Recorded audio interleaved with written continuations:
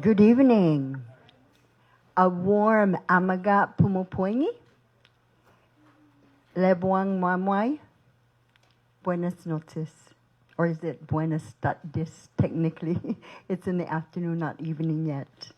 Welcome to this year's community conversations on deep sea mining on the CNMI, where the Northern Marianas College Cooperative Research, Extension, and Education Services, known as CREASE, and the Green Growth Initiative, also called GGI, are here and would really love to hear your voices about the deep.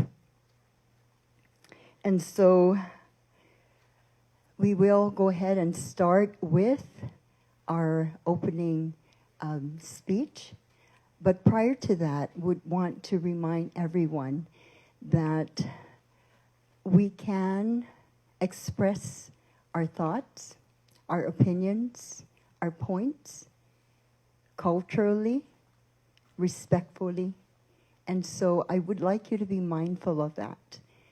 This is a sensitive topic that is kind of rousing the emotions of our community, which is great because we need to do that. But we also need to be mindful that we work and live with each other and therefore need to be respectful. So, without further ado, I would like to introduce our first speaker. And I asked for a very short and brief bio, but sometimes that's not possible when one has accomplished so much in our community. And so I will be the one to give the brief bio in this case. And I'm speaking about a gentleman who has earned his doctoral degree in education and has worked in our community as an educator first, but then also as a family man later, but now has taken the main role with his love for his wife and his children, but also serves within different capacities, whether it's in the private sector, in the government sector, and now with our public institution, and none other than the Northern Marianas College, which is a big hat and position to fill. And so he's not only the titles that I mentioned, but also the president of NMC and a family man, but also a film writer, a director, Board of Education member, all of those. He has served under many different capacities. And so please help me welcome up to the podium Dr. Galvin De Leon Guerrero, also known as Dr. DDLG.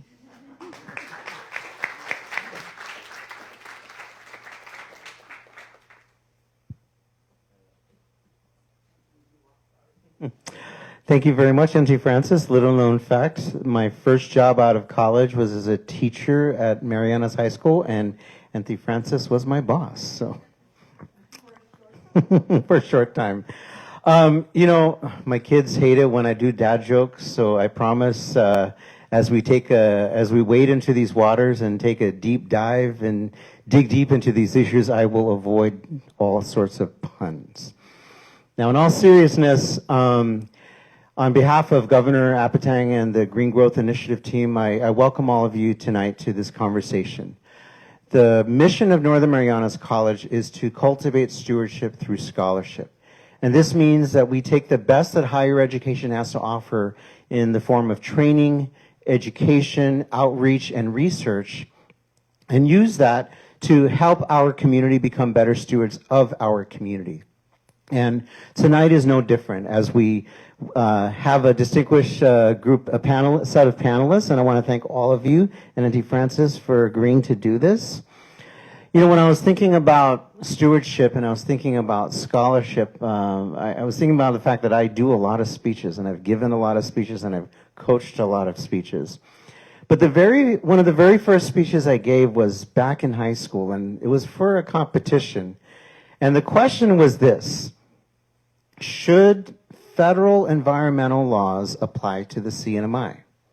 Should federal environmental laws apply to the CNMI? And I forget my entire speech, but I do remember the central metaphor that I used, and this is what I said. I said that a fish would die in the nest of an eagle. A fish would die in the nest of an eagle. And I was thinking about that as we were preparing for this panel today, because it's really important that as these critical decisions are being made that will affect us, that we have place-based discussions that are led by people that live here, people that call the Marianas home, the people that have the critical insights sort of from not just the ground level, but wait for it, the sea level. And can bring their insights, their expertise. Because, yeah, we could easily bring in some expert and some video and some Zoom call from someone outside, but I think it's very important that we really control the narrative, we control the conversation. And so tonight, you know, on NMC's behalf, we're not taking sides, but we are taking the side of hosting this conversation and bringing all these perspectives together. And I cannot wait to hear from our panelists. Thank you again very, very much. I cannot wait to hear the questions and the spirited comments that will come from our community. And once again, I want to thank you all for being here. And without much further ado, let's get this show on the road. Thank you, Dr. D. Dr. G, DLG. Already jumping on my acronyms. And so, our first panelist for this evening, and I did forget to mention that we have media coverage, and so it will be live streamed. And so if you do not want to be named in terms of your questions, or have you identified with your question, or please, we have lots of paper here. Write your question down so that we can pose the question for you in case you want to remain anonymous. Okay? So, our first panelist, I'm very happy to introduce, is the lady next to me. And her name is Kelsey McClellan, and she is a marine ecologist and currently serves as a Natural Resource Management Program Coordinator and instructor at the Northern Marianas College.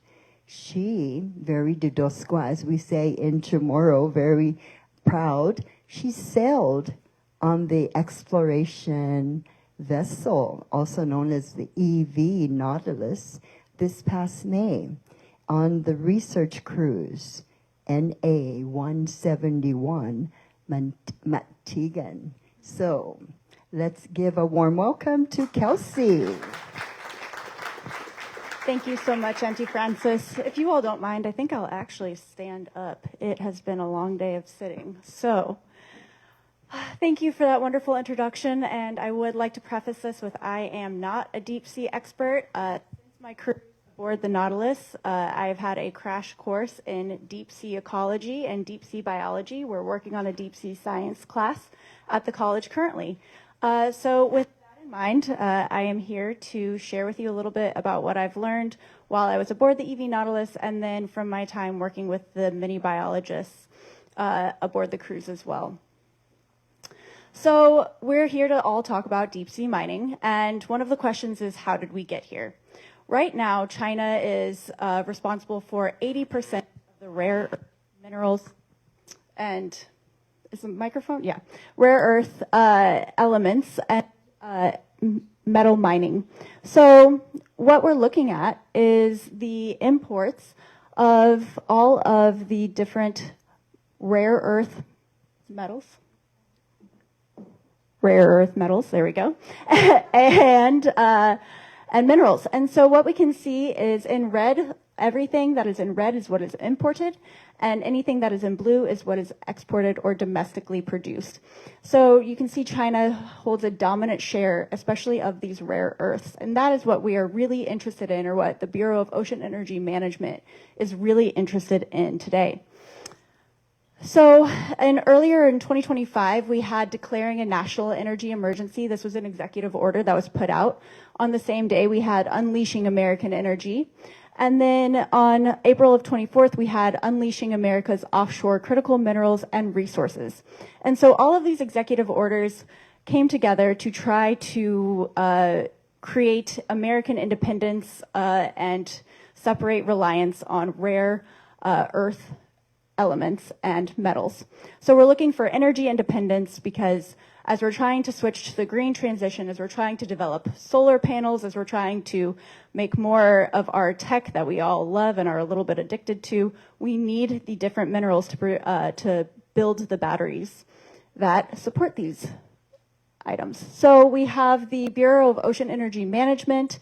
Here we have the website that if you go to, you can see more about the request for information. If you scan the QR code outside, you can get a direct link to this RFI right here. And so we have a 30-day period as a community to comment about what we think about the RFI and the request for offshore leasing in our outer continental shelf. So right now we are in this first stage, this request for information and interest. And we learned a lot from the process that American Samoa just went through. They went through the RFI process. They were able to generate over 78,000 comments. We have the next steps that American Samoa is going through are the identification of areas to be considered for leasing. But where we are right now is to learn more and to talk more about the potential implications of deep sea mining and what it could mean for our community. So here we have the map that is produced by, provided in the RFI, and in this dotted black line, this is the Federal Exclusive Economic Zone. So anything within this Federal Exclusive Economic Zone is considered federal waters. Now we do have territorial waters that are 3 nautical miles out from our shoreline. This red hash over here, this is our Marianas Trench Marine National Monument. And this blue polygon right here is the area that is prospected for leasing blocks. So this is the area that is being considered for the leasing blocks by the Bureau of Ocean Energy Management. One thing that I would like to make clear here is this lease block is in federal waters. It is in federal jurisdiction, and the CNMI, it is not overlapping with the CNMI territorial waters at all. So that is a really interesting and important point to keep in mind as we move through this process to try to understand what could the potential economic benefits be of deep sea mining near the Marianas. And we have CJ to talk more about that. Thanks, CJ.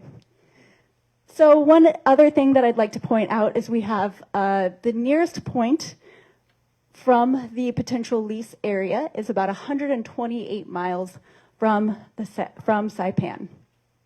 So not so far away. That is about the same distance that we are from Guam and about a little under half the distance that we are from Pagan. So what are they looking for? Yes, we know that they're interested in metals. We know that they're interested in rare earth elements, but what are they actually looking for?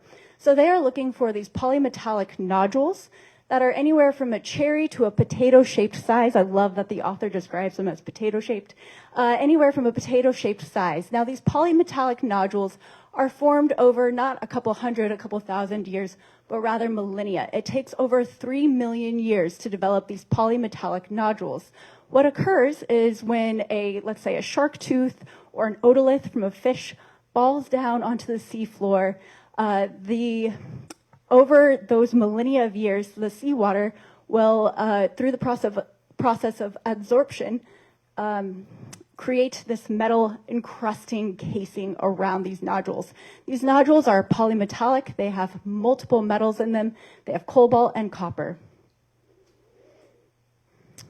Over here, we have another area of interest or another mineral of interest. And so we're looking at ferromanganese crust right here in the background. And then again, we're looking at these polymetallic nodules. Both of these sites were seen on the Vought Seamount, which is up in that red rectangle up there. And so with this in mind, I would also like to point out that the crusts and the nodules are not found in discrete ecosystems. Sometimes they overlap. So the process of deep sea mining for these minerals is pretty invasive, and it will depend on the type of mineral that they are mining. So depending on what the prospecting company is looking for, they'll employ different mining techniques. So on the abyssal plains, we have our nodules, our polymetallic nodules. You have a remote vessel that is actually going through and collecting these polymetallic nodules, and then it is sucking up the nodules through this, I call it an umbilical cord, but that is not the engineering term. And the water is getting pumped up with these uptakes right here up to the support vessel. Once the product is on the support vessel, then what occurs is something called a dewatering plume. So they have to separate the seawater from the mineral. This dewatering plume is another area that we are concerned about, because in that dewatering plume, you have heavy trace metals. You've got cobalt, you've got copper. These heavy trace metals have a half-life, a very long half-life, longer than the sediments. The fine sediments could settle back down on the seafloor, but the heavy trace metals have the potential to be reabsorbed through the different larvae, through the different fish species, and through the food web. The other component of these dewatering plumes is that one nodule mining operation will output a dewatering plume of about 20 Olympic-sized pools. So from there, we have the ferromanganese crusts. The crusts generally occur up on the seamount, and on these seamounts, we have the proposed technology is to actually scrape up all of the crust and the corals and all of the living organisms that are on top of that seamount to then process that ferromanganese crust. There's one other type of mining that could potentially occur as well, and that is mud mining. You may have heard in the news that Japan in early 2026 is looking to mine mud for rare earth elements. And so what that means is they're actually going to be excavating the mud about 7 to 10 meters below the benthos, and that's around 21 to 30 feet. And so they will be excavating that mud, they'll be pulling it up onto the ship, and then they'll be taking that mud back to a refinery on land to then process it further. So there's 3 potential different types of minerals and elements that they're looking to mine, and they're targeting these different minerals require different mining techniques, and they also require different refining techniques. Go ahead. So this is a video of a prototype. I would also like to state that none of the mining technology has actually been done to a commercial scale. We only have the prototypes. So this was a study that was done by MIT in 2024, and they were simulating a sediment plume from a bottom collector. So I would like to note that this prototype was about 3 meters high, so about 9 feet high, 12 feet wide, and it's about 1/3 of the size of the expected commercial vessels.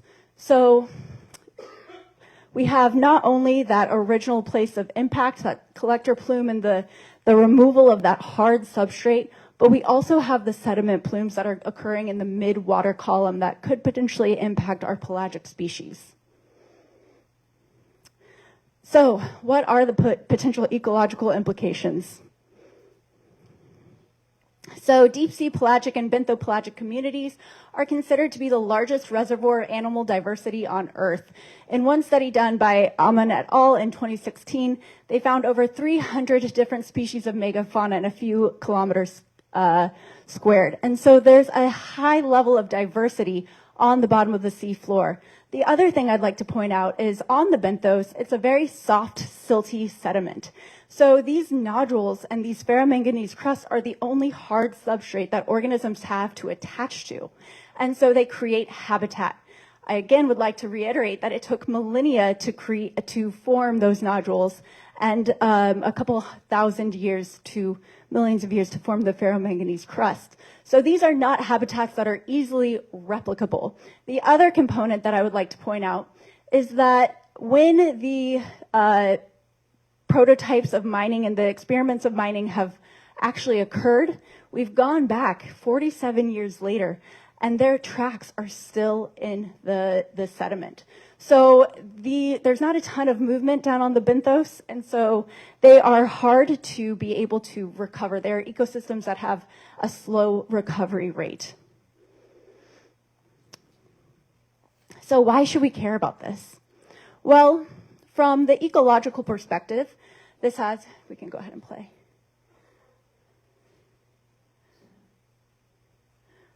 From the ecological perspective, we're looking at really full of life seamounts. This is the top of a seamount.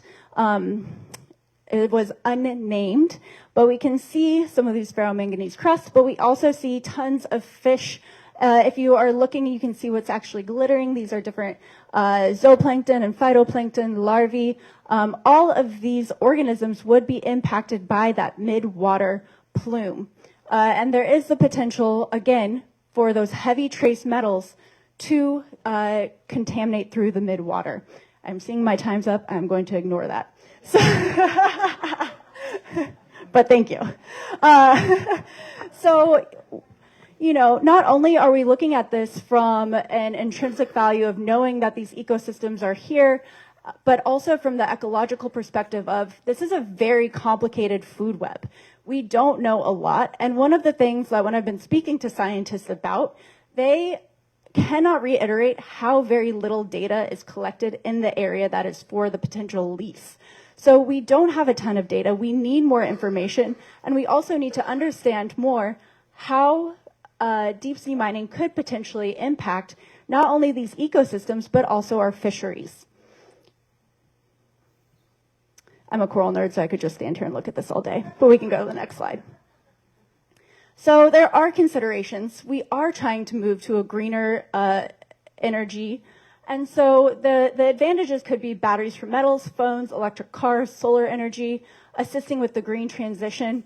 Currently, the way cobalt mined in Congo is just absolutely abhorrent. And so we are looking at potential benefits, but are the environmental risks to our community worth it, especially when we're considering that the lease area is in federal jurisdiction. And so we as a community do not have the regulatory ability to be able to monitor and regulate these different processes. One other component that I would like to note is that the revenue sharing, when we were looking at the American Samoa case study, the revenue sharing, the leasee was, out of the goodwill of their heart, offered a 1% cost sharing agreement to American Samoa. So that is not even stipulated in an MOA. It was simply because the leasee said, hey, we will give you a 1% cost sharing revenue. Is that 1% worth all of the environmental risks to our fisheries and to our benthic communities that we know so very little about? So society must decide under what circumstances could deep sea mining occur. With that, I will hand it off to Auntie Frances. Thank you all. Thank you, Kelsey. I must qualify that because Kelsey is one of the planners, she is given that opportunity to go over by 3 minutes. But panelists, don't follow. Practice what we preach, not what we do. And so next we have our second panelist, who is, as your program says, a waterman's perspective on deep sea mining. And the water is not Saipan waters, it's the ocean waters. And this gentleman by the name of Cecilio Raikulipe as he taught me to pronounce, comes to us from Satawal, but has been living and serving our community for many years. Also married to someone from our community, right? Do we have any children out there? If not, he is one of us by injection. So, Cecilio is a descendant of a famous navigator by the name of Mao Pialuk. I tried to clarify what his true relationship is with Mao, and that is a nephew. But, you know, in our Carolinian and Pacific culture, a nephew is your son, your child. And so he is one of Mao's. And so Cecilio has been practicing navigating since the age of 7 and was given his own canoe at the age of 10 so that he can travel the waters of Yap, the Yap district. And so he is an entrepreneur in our community. He serves our community, especially with the sea transport. Plus, he also has skills and knowledge that is not just the ocean. And I'm having a difficult time finding my script, but I will go ahead and have us please give a warm welcome to Cecilio.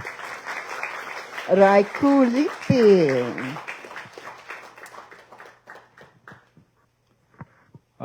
Throwami. Thank you, Francis, for the introduction. Thank you, NMC, for the invitation to come here and share my experience with our community and also to hear our community voice for this deep sea mining. The first time I hear about this deep sea mining was last March in Honolulu at the Convention Center when we celebrated Hukulea 50 years anniversary. Hukulea first sailed to Tahiti in 1975. So last March was marked the 50th years anniversary.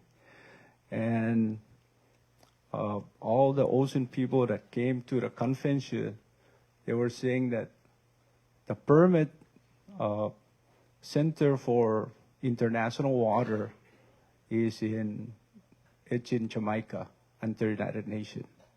And they already start reviewing all the permits for so many countries to harvest this mineral out there in the international water. So now it's start coming to our shore, our community, and it's scary for me, especially for us islanders. We really depend on the ocean. Her presentations is at 3 miles, 200 miles. Also navigators, the whole Pacific, we don't have any boundary. Somebody came and said, this is your boundary. No, we're indigenous. We claim our indigenous rights and freedom. That's our water. The scary thing that Worship pointed out, where the mining stuff close to the east side, that area for navigators, there is a special wave over there that determine when you're from coming east side of the Marianas going to colder water. And also that water is cold, colder than close to land. And another thing that is important, very important to the navigators is what we call epar, things that you see in the water out there.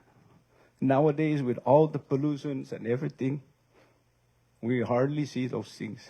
Even the weather is changing. So many stuff that we're losing. And for my fishing friends here and our community and, you know, the next generations, it's going to destroy the fish habitats.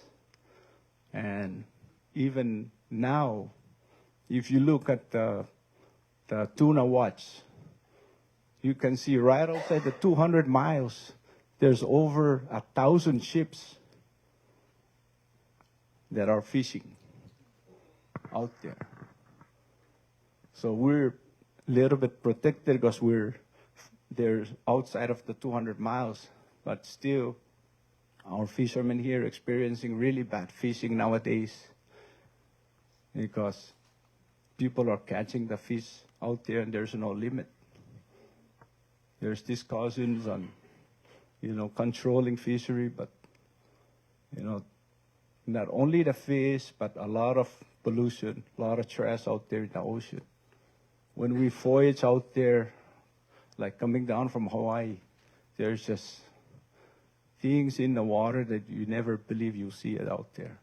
Too many pollution. And, we're eating the fish. We don't know what the fish are eating. So if they're going to mind this stuff, how our generations and generations coming, how are they going to survive? And it's going to be a lot of plastics in our systems. We have a lot of cancer problem. We have no access to really fresh seafood. So, I don't know, this thing is very scary for me. And I'm glad that I see our community coming out. And lastly, I want to see if they can ask for extension on this coming period and bring expertise and talk to us and get all the villages involved, all the schools, and all the islands. So thank you so much for the invitation. Appreciate it.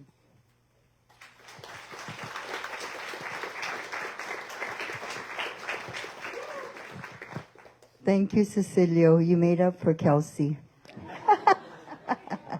Now you've given back 8 minutes. No.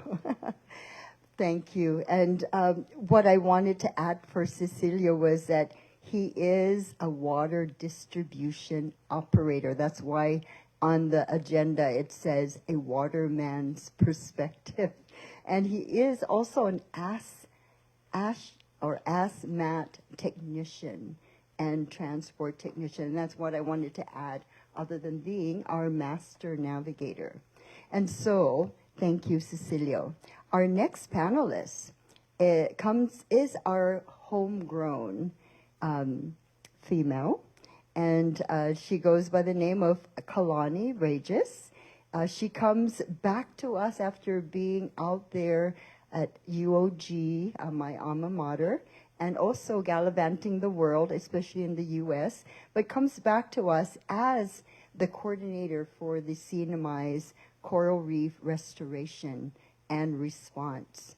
And so she came back about 4 years ago and is in the groove with this topic. And so please give a warm welcome to Kalani Regis, our CNMI's Coral Reef Restoration and Response Coordinator.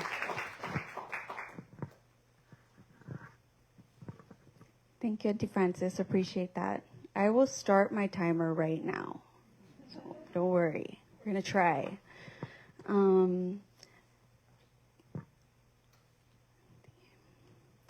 Thank you, NMC, Dr. G, Patty, Kelsey, Auntie Francis, for all your work in putting this together, as well as for putting together the other conversation that we had with the deep sea scientists and researcher. I believe it was yesterday, but time is really passing by these days.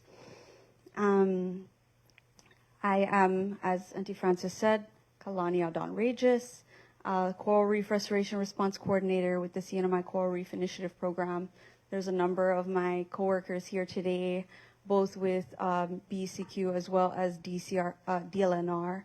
The CRI program has some folks here. DFW has some folks here.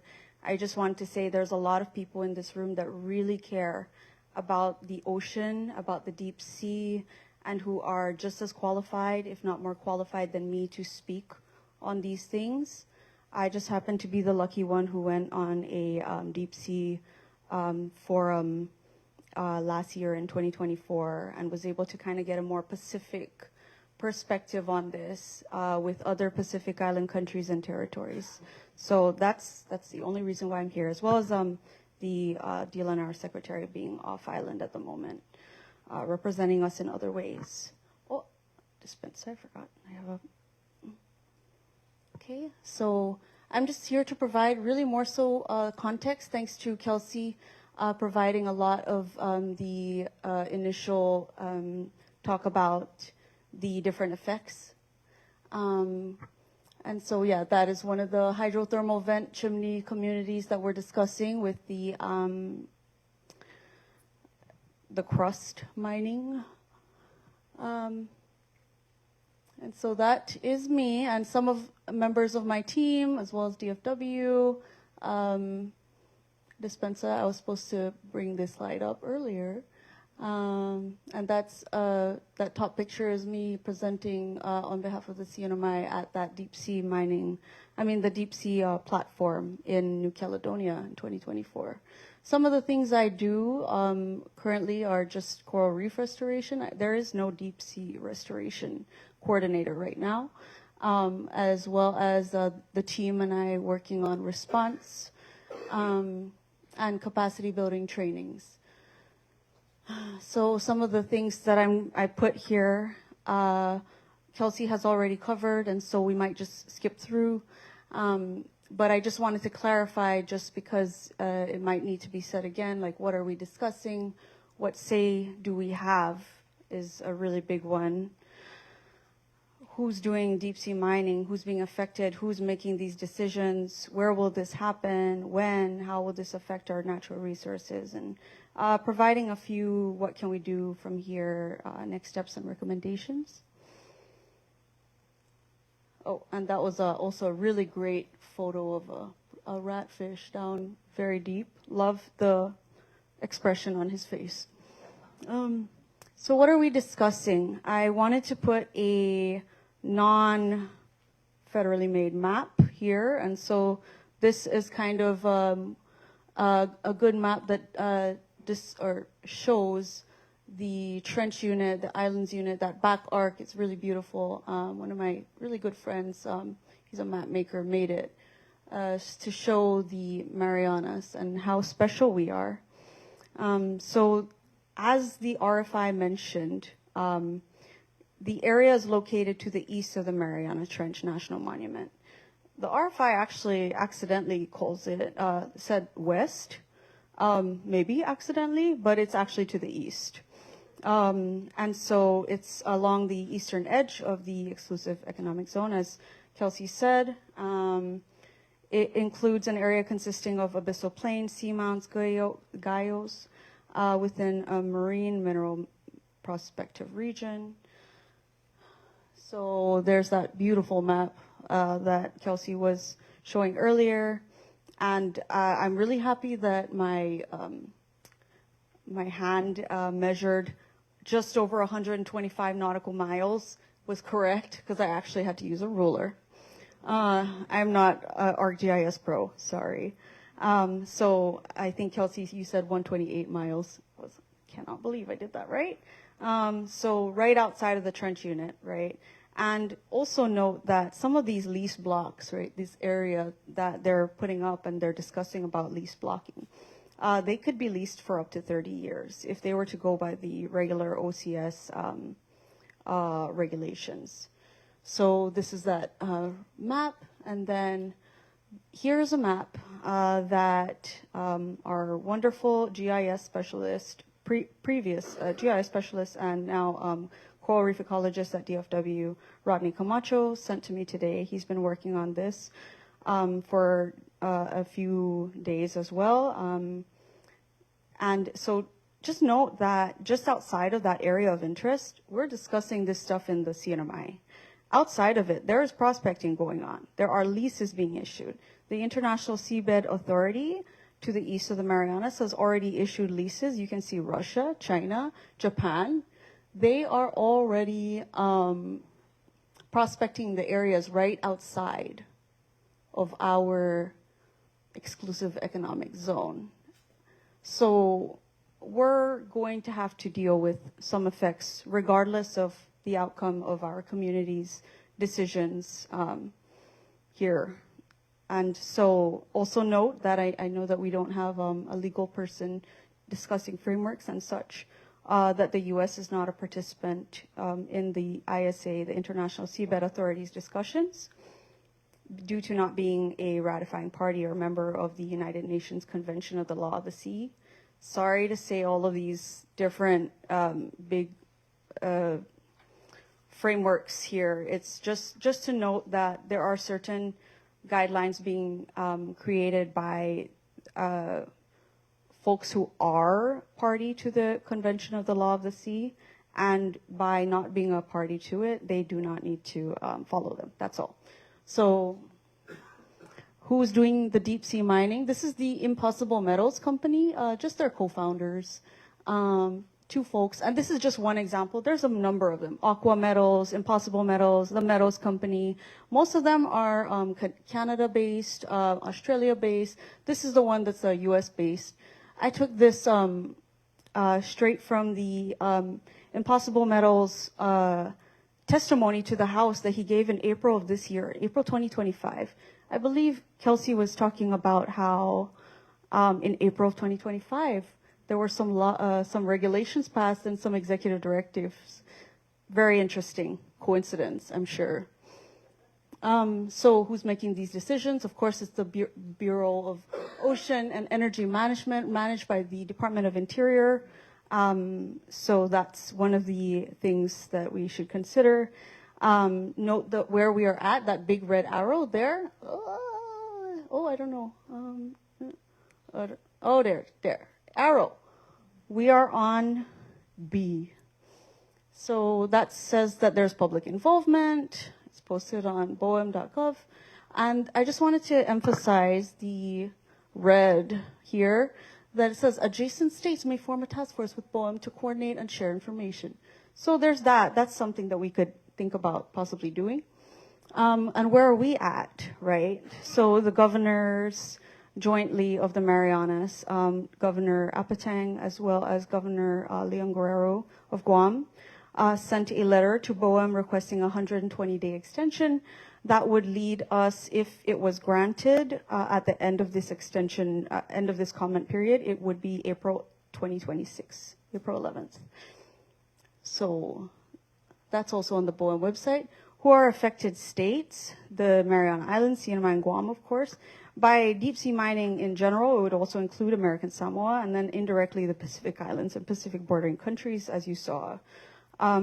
This was a executive order that the American Samoa government put together after they were involved in this process.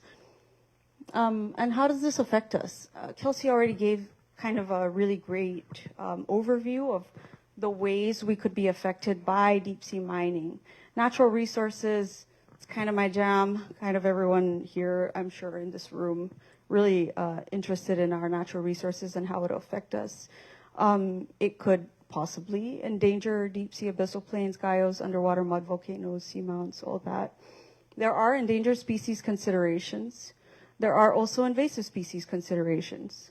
There are whale and marine mammal considerations, turtle, migration routes, fisheries, the habitats that fisheries and their food sources depend on, such as plankton and larvae. Worst case scenario, right, is collapse of some fisheries that we really depend on. And then, of course, there are things that come with vessel traffic, like illegal, unregulated, unreported fisheries concerns. Exposing our fisheries food chain, as Kelsey mentioned, biomagnification, heavy metals. I'm very big nerd, big about research, and there might be a loss there. Connectivity-wise as well, and timescales, as Kelsey mentioned, a 30-year lease, that's millions of years that we need for recovery. Then the carbon sink, this is the part that a lot of people, it's a little hard to imagine, but the ocean is our largest carbon sink in the world. It won't be a sink, but a source if you bring the carbon up from the bottom. And so how does it affect us? There's a lot of other ways. It also exposes the CNMI and Guam to new geopolitical vulnerabilities. Without adequately preparing us to meet them, there are serious political risks. So prospecting and mining and extraction would expose us to different types of risk depending on what they do and which methods, right? So there is a need for oversight. There's some conflicting use there with the military and fishers, of course, noise pollution, light pollution, our data being shared. And then further, like Kelsey already went over this, so I'll continue. So recommendations for RFI comments. Maybe this is kind of the thing that more folks might want to see. What are they looking for in the RFI? If you need this slides, please just feel free to email me and I'll send it to you. But they're looking for these specific things, specific areas, minerals of interest, environmental sensitivity. You know, these are the things they're looking to get in this RFI comments. And then what can we do? I also have some things here of like the American Samoa, like what they said that they received in response to it. So we could do these things. We could request federal funds for locally based positions to bolster our ability to regulate and manage. There are a number of programs that I listed here. We could also request that we are funded and able to assist in baseline assessments. We could request a percentage of royalties, rates, and rental payments, which I'm sure CJ will be able to cover. Lease parcels be limited, hard limits for proximity to habited islands, capacity building workshops. You could also learn from others. This photo is from Tonga. This is what they are doing for Tonga with deep sea mining. We do not have to reinvent the wheel should we choose to proceed or not. Of course, that is our input and decision of our own. But we could empower and educate each other to do that. And then also we could, re-engage our Pacific region. Governor Palacios had us rejoin SPC, the Pacific community. They have been doing these workshops since 2012.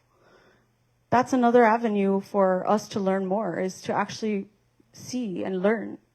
And so building long-term capacity, right? That's one thing that we could really do that is within our grasp. There's already been assessments of potential impacts to deep seabed mining on Pacific fisheries. This was in 2016. That was the thing that I went to. There I am.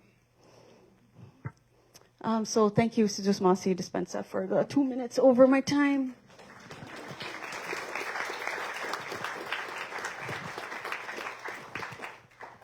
Thank you, Kalani. Even though you went over 2 minutes, we're still on time because we were supposed to be at 5:26, which is not yet. So thank you for all the enlightenment. Our last panelist comes to us as another homegrown male. I thought at first, when I first read his bio, that he was the dad because I didn't see the junior. But then, go figure, his nickname is CJ, Clement Jr. So the fourth panelist is Clement, also known as CJ Bermudez Jr., who comes to us as an economist, currently serving as the special advisor to the CNMI Secretary of Commerce and Executive Director of the Governor's Council of Economic Advisors. He received his BA in Political Science at the University of Washington and his master's degree in International Economics from the Johns Hopkins University School of Advanced International Studies in Washington, D.C. And I had to kind of read out his qualifications because he looks like he's only 17 years old. So let's give a warm welcome to CJ Bermudez.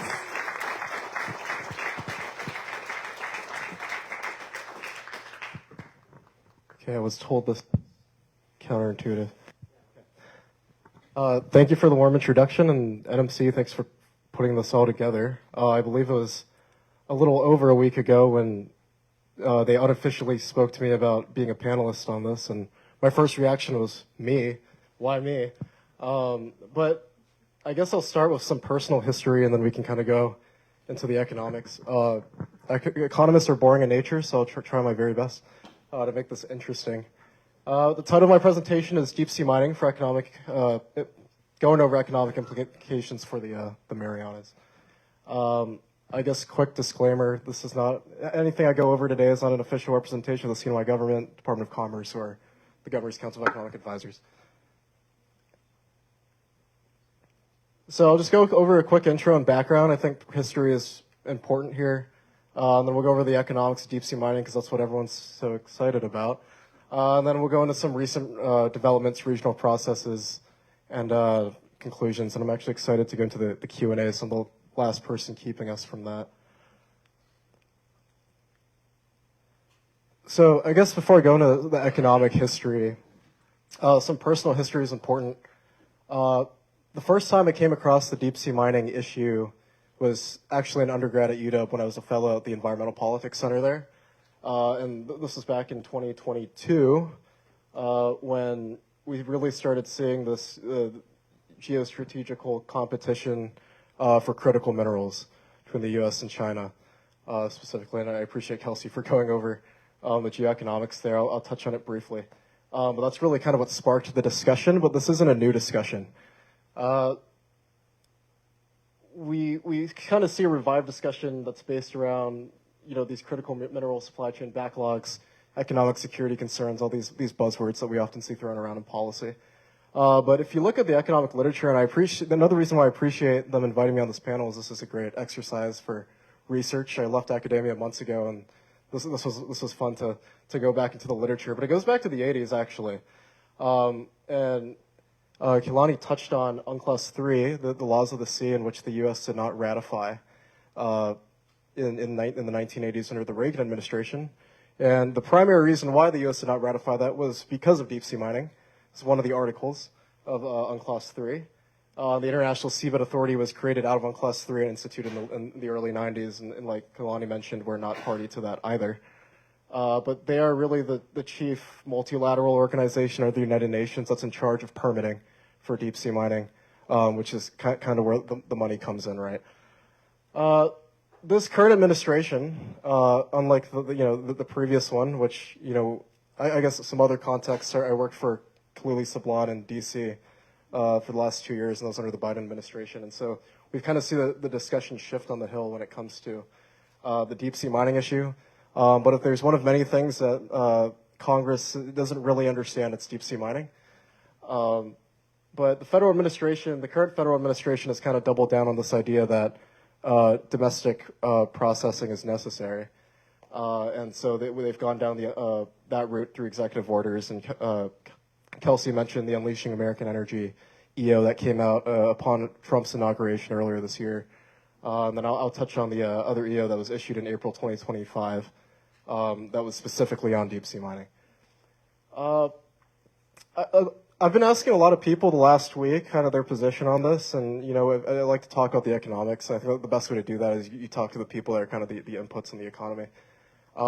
And we are really divided, and I think one of the reasons why too is I often see this comparison to our Pacific Island partners or our neighbors who are sovereign nations unlike us. So it really is hard to make those comparisons, at least on the economic front, because we're a dependency of the United States. So just to clear that up, the deep sea mining is conducted on federal public offshore domain. So I think that's really what's going to drive kind of the discussion here. And then I'll go into a risk return assessment. I'll try not to get stuck in the weeds here because I could talk for hours on this. But we'll move on. So Kelsey touched on this as well, and I wish I could have seen her slide deck before I created mine. But I'll talk about the money flow within the U.S. model. And the U.S. model for deep sea mining follows the oil and gas model. U.S. government is in charge of conducting the exploration, and then they issue a public lease, and then it goes to a mining firm for mineral exploitation within the EEZ and the economic exclusive economic zone. Just to backtrack a little bit, The 200 miles set for the EEZ was also that was ratified under UNCLOS 3. We've mentioned here that we're not party to UNCLOS 3. The Reagan administration did, however, issue a plethora of EOs that kind of maintain a lot of the language of UNCLOS with the exception of deep sea mining and other things. So we do follow these international standards to a certain extent. But that EEZ extends up to 200 nautical miles, and that's kind of where these operations would occur. From there, the mining firm processes and executes the mineral sales. That's kind of where the money, happens when it enters the market. And then a royalty payment is made to the federal government. A question I was getting in the last week when I was kind of doing this field work was, do we get anything out of that as a territory? And, straight up answer, bottom line up front, we don't. All licensing, royalties, monitoring, and enforcement are federal functions. There is no automatic, revenue cost sharing between the federal government and the CNMI when it comes to the U.S. model for deep sea mining and sales and that kind of thing. I was also asked to discuss briefly markets. You could probably imagine that the biggest impacted market here is the metal markets, cobalt, nickel, copper, manganese, these critical minerals, and then there's also rare earth minerals, rare earth mineral markets that we see as a direct metal market that's impacted.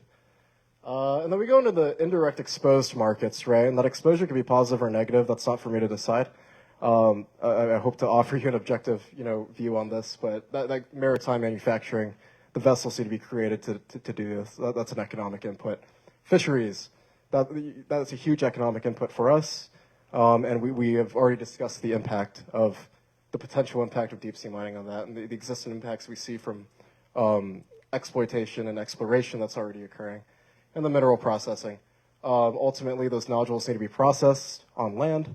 And often those facilities are the same facilities that we see for terrestrial land-based mines. Economists love graphs. I've provided 4 here. And I guess I'll just be clear with the sources. These are from the U.S. Geological Service, USGS, ISS ESG, which is a group that conducts data research analysis on environmental and sustainability, things like that. And then St. Louis Fred, the Federal Reserve in St. Louis, provides a plethora of great graphs like these ones. But at the top, we can see the copper and nickel markets, which are kind of those metals that you'll find in these nodules. And we see a projection that's only going to increase as time progresses, right? So we're about right here where we're seeing the copper market just expand in tonnage quite exponentially. 2030 and 2040 obviously are estimates on both of those. And then we look at the price of copper and nickel today, and you kind of see these jumps when it gets into these times of geopolitical tension. We see a jump there back in 22 during the supply chain demands for battery. The war in Ukraine had started. All these secondary and indirect impacts on copper and nickel markets. Well, I just thought that was interesting, at least to me. Cost-benefit analysis. This is where we can go hours and hours on, is this worth it for us in our economy? I've tried to narrow it down to 5 baskets, and those are revenue to the CNMI. Do we get local workforce development out of it? That's a constant discussion. Spillover effects and impact on industry, current industries that we have here in the CNMI. Local infrastructure investment, and then obviously the environmental considerations, which we've touched on a lot today. Revenue to the CNMI, like I said, the DSM, DSM deep sea mining and the EEZ generates royalties to the government, but not automatically to the CNMI. There's no revenue sharing mechanism currently. Local workforce development, this is where we can see an indirect and spillover impact, right? These vessels have to be docked somewhere, and they need to be maintained. That's an indirect economic impact, all right? And into the spillover effects, whether it's a perception or a real impact, there will be, spillover effects on tourism, for example. If that impacts the way that we market the Marianas as a visitor destination, as a tourist destination, how would deep sea mining and the plumes affect that? Fisheries as well. It's a huge, sector of our local market, and we see environmental risk in our surrounding waters there, and that's a spillover effect and impact on that industry. And then the local infrastructure investment, that kind of goes back into the local workforce development. Those vessels need to be ported somewhere. There needs to be storage facilities, monitoring facilities. Downstream, in a perfect world, if this were to be adopted, obviously refining is something that I've heard brought up in my conversations in the last week. Some economic perspectives. There's a few ways we can look at this. We've been talking about the geoeconomics a lot, which is kind of how the geopolitical and economic concerns kind of drive this discussion. Supply chain de-risking from China, maritime research presence. But this really is a conversation of political economy. How is the local government kind of reacting, and how is us as a community reacting to, government operations at the federal level and even the international level? I've got 1 minute. Real quick, contemporary and leading regional processes. We spoke about EO 14285, which was the Trump EO that called for the unleashing of America's offshore minerals and this kind of new push for DSM.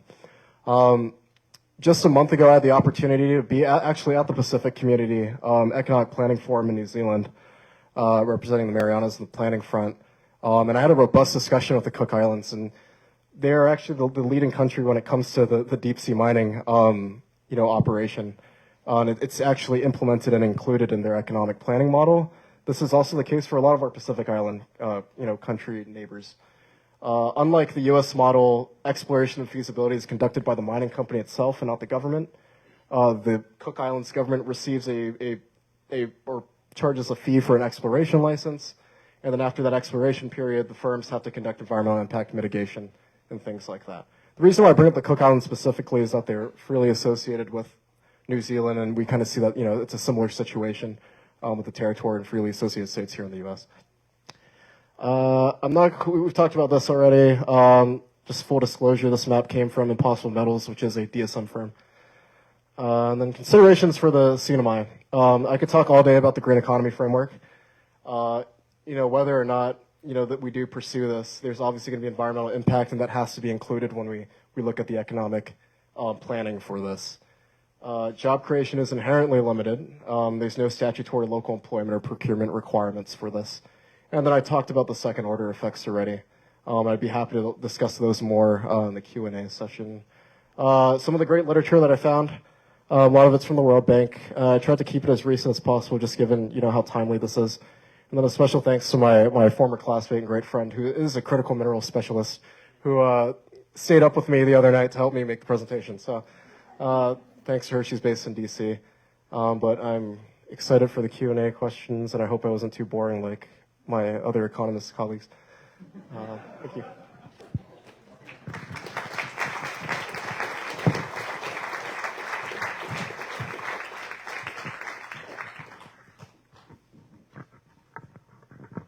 Thank you, CJ. I did say, practice what we preach. No, I'm teasing. And let's give another big hand to our panelists.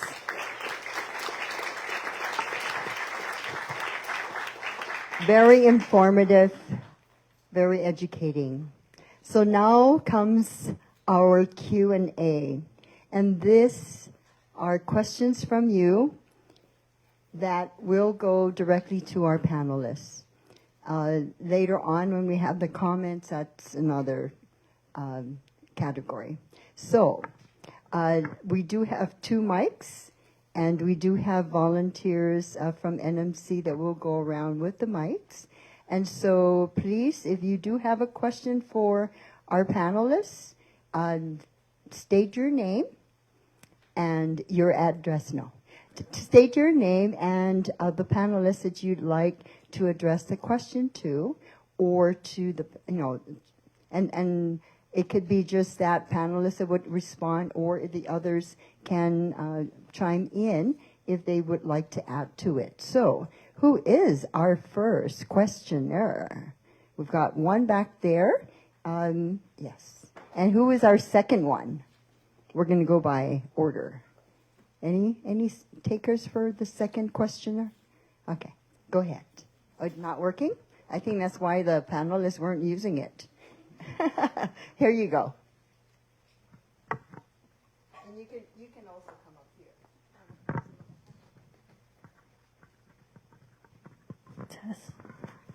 here. Good afternoon.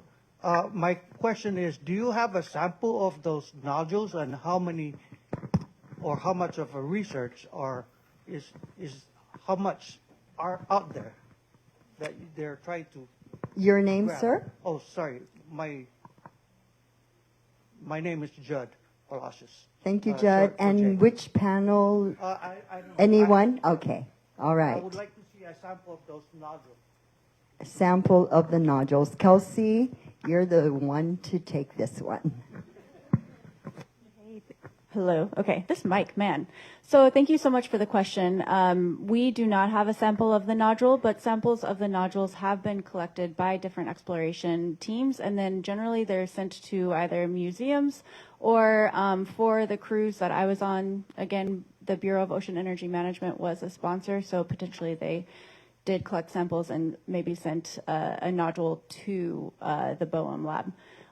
Now, one thing that we can talk about is you asked, your second question was how many of those nodules are out there, and that's what I really want to stress. So the area that is highlighted in the RFI, very, very little data are collected on that area. So we don't actually have full knowledge of what resources are there. We have estimations. A lot of that work was done by Dr. Jim Hine.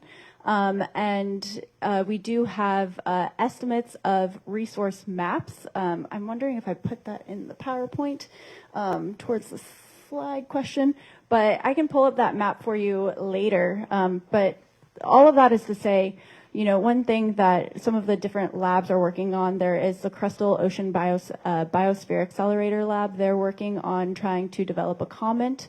And most of their comment is to say that we need more data, that there's insufficient data for this area to be able to open up the area of interest for mining. And I also would like to point out that I do have some colleagues here in the audience from Division of Fisheries and Wildlife. And if you all have anything to add, I know that you've been following this issue closely too. Oh, and Kalani. Yes. Thank you for the question. I don't believe we have the, okay, we don't have the polymetallic nodule. Supposedly, I don't know if Sean McDuff is here. Okay, but supposedly he has one. Check.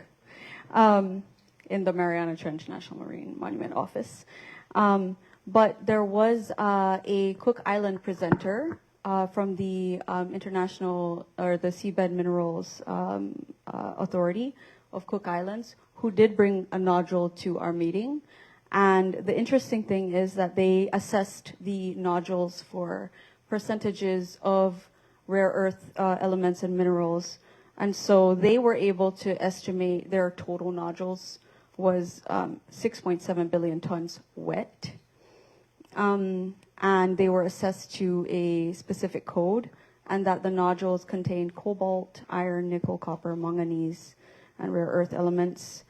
It depends on what nodule or where they get it from, but also, for example, the ferromanganese ones that they presented on contained up to 15% manganese, 0.25% nickel, 0.50% cobalt, 0.15% copper.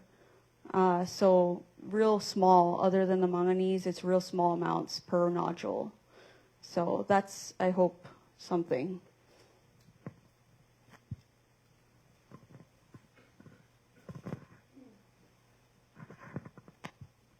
Jude, does that answer your question?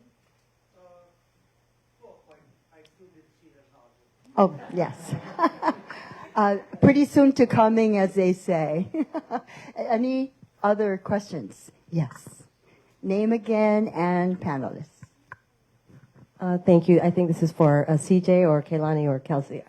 Since you said that you had gone to the Cook Islands for the meeting, what were the people saying there in terms of the impact are they saying it's worth it? Are they, you know, what are they saying in Cook Islands since they've already, I guess, started deep sea mining there? Oh, Baylul Solomon, sorry.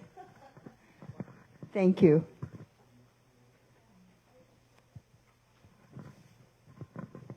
I guess I would just say that this is anecdotal, right? This was a conversation that I had at the Cook. To be clear, this was in New Zealand at the Pacific Community Planning Forum. It was the Cook Islands. They sent some great representatives that kind of walked me through their economic plan. My understanding is that the Cook Islands model went through a pretty robust, public scrutiny period in the Cook Islands. They also received technical assistance from New Zealand, of which, like I previously mentioned, they're freely associated with. The deep sea mining has not started in Cook Islands yet. They're still in the exploration phase, and that started in 2022, and it's a 5-year period, so they end in 2027. And I guess the renewed discussion would probably occur in 27 when these firms have to report back to the government what they found. Under their model, the first, if whatever firm finds, something first, they get first right of refusal to it. But that does not automatically mean that they get to reap the reward. They still have to issue that environmental mitigation plan that will then again go through public scrutiny and restart that process. So the deep sea mining has not started yet, but they're currently in the process. And my understanding is that the local seabed authority in the Cook Islands takes that into consideration and has their own process and is very much monitoring constantly on the exploration operations that are going to occur before exploitation in 2027 and beyond. I hope that answers your question. Yeah.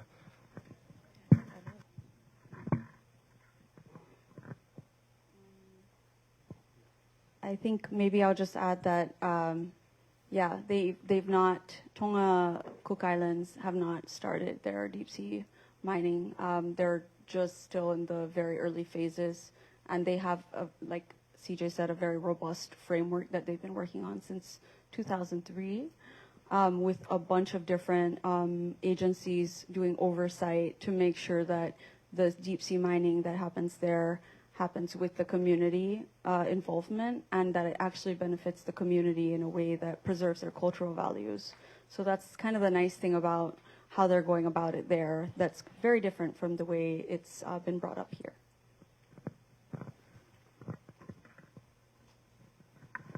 Thank you, CJ and Kalani, and thank you for the question. Yes, we have a question back here. Where are our volunteers? Okay.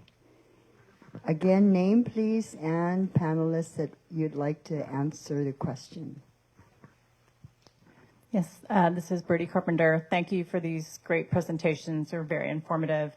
I'm curious, I think, Kalani, you mentioned that there are activities already ongoing beyond the zone. Is there any information or understanding about what kind of impact has occurred within those types of operations, or what kinds of operations they've been implementing? I'm just, because we're saying we don't know what the impact will be, but there has been some activity. But is anybody monitoring that? Is anybody tracking what kind of impact is happening in that local region on so forth and so on? You kind of understand where I'm going with this. Totally. Thank you. Yeah. Thank you for the question. Dispensa, I may have misspoke. So they have issued exploratory licenses, but until the International Seabed Authority finalizes all of the regulations and the laws that they have been undergoing for quite some time now, number of years that they've been working on trying to finalize it, no licenses will commence until those have been finalized. So it's just regulations that they're putting together, and they've been working on it. Everybody said that they're very close, but I heard that last year. So I'm not really sure on yet how it will affect us, and we are not sure yet how it will affect us, but it just really emphasizes the need for us to have good baseline assessments to see whether there is something that can be found of how that will affect us. So apologies if I misspoke.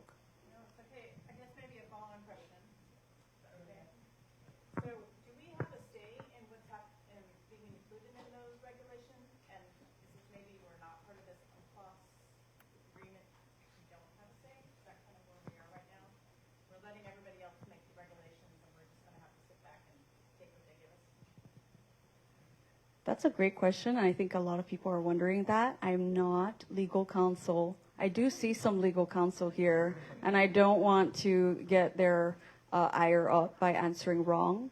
I would not know whether I believe that is my understanding, is that because the U.S. is not party to UNCLOS, it kind of doesn't really follow a lot of their regulatory frameworks and how they regulate things like deep sea mining and prospecting. And because of that, it's kind of, we're in very new territory here in the U.S. But if somebody else would like to answer who is legal counsel or who knows, please. Yeah. I'm not legal counsel. But in grad school, they required us to take an international law course, so I'll try to think back.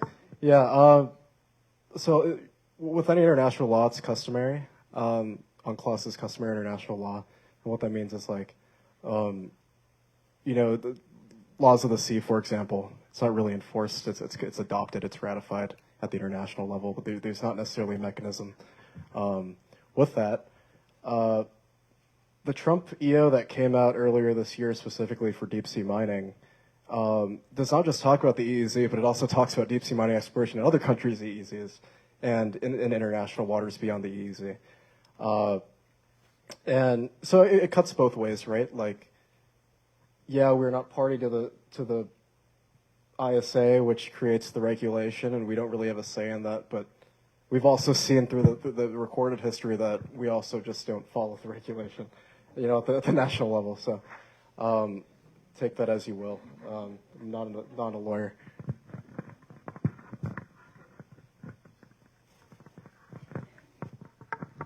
Next question.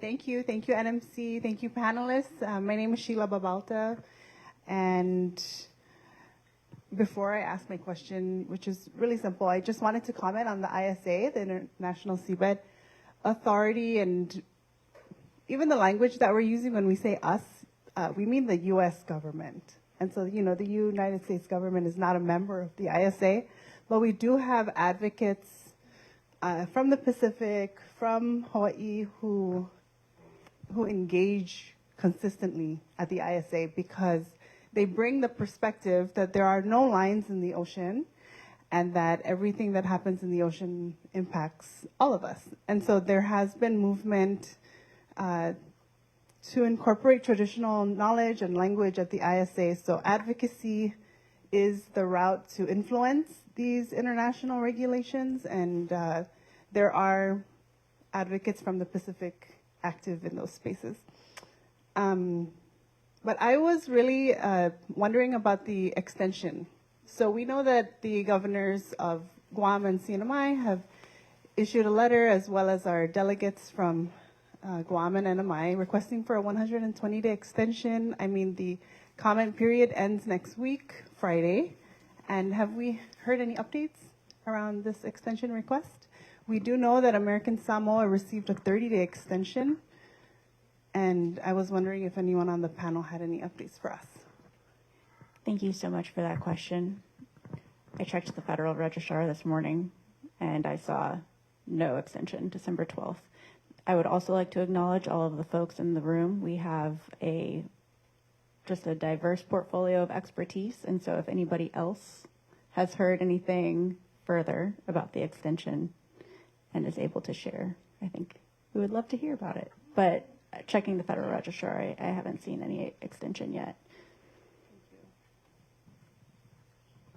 Thank you, Sheila and Kelsey. Question there, and then next question. Who was raising their hand? We've got two over here, three. Okay. So we'll work ourselves around. Thank you. Okay. Marco Peter. Kalani, just kind of quick question on, do you know which part of the island, whether it be in Tonga or Cook Islands, where they're potentially having the mining? Which part? Where would it be, on the west side or the east side? Or do you have any knowledge of it? Or? CJ said he has a map on his slide, and I was going to bring up, I have a photo that I need to bring up. Not to take away from you. No, go ahead, CJ.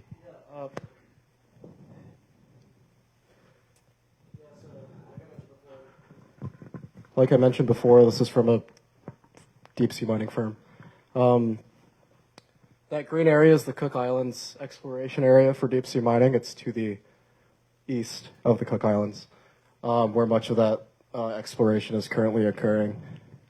This map dates back to 2023, so I guess the possible inclusions would be the Marianas Arc, obviously, but a lot of the discussion kind of centers around the area between Hawaii and Central America, the CCZ. Yeah, I mean, the reason why I'm saying it is whether it's been really beneficial or not, right? The mapping of where they're planning the mineral mining here in the North Pacific. My brother can actually further explain that to Cilio, because we sell on the east side, whether we're going north and south of the Marianas. We sell the Marianas Trench, and if you go on the mapping is basically on the northeast side. There's two currents in the Pacific that flow from the northeastern Pacific. There's a southwesterly and from a northwesterly location. So we deal with two swells, the currents that they call them. Swells are way bigger. And when we sell on the east side, we always work directly with the waves in the daytime. In the evening, we deal with the clouds and the stars. But during the day, we have to look at the swells. And everything flows southwesterly from east of Saipan. And the location of where, just to give you an idea, is going to make a huge impact with the fisheries and everything the sediments that are going to be coming into the islands. So I just wanted to clarify that. And maybe Cecilio can even expound on the currents that are actually flowing down towards the Marianas, because that's our map. And if this happens, it's going to distort us. We're probably going to end up elsewhere and not to the Marianas if we're going from the Carolines to Saipan. So I just wanted to share that.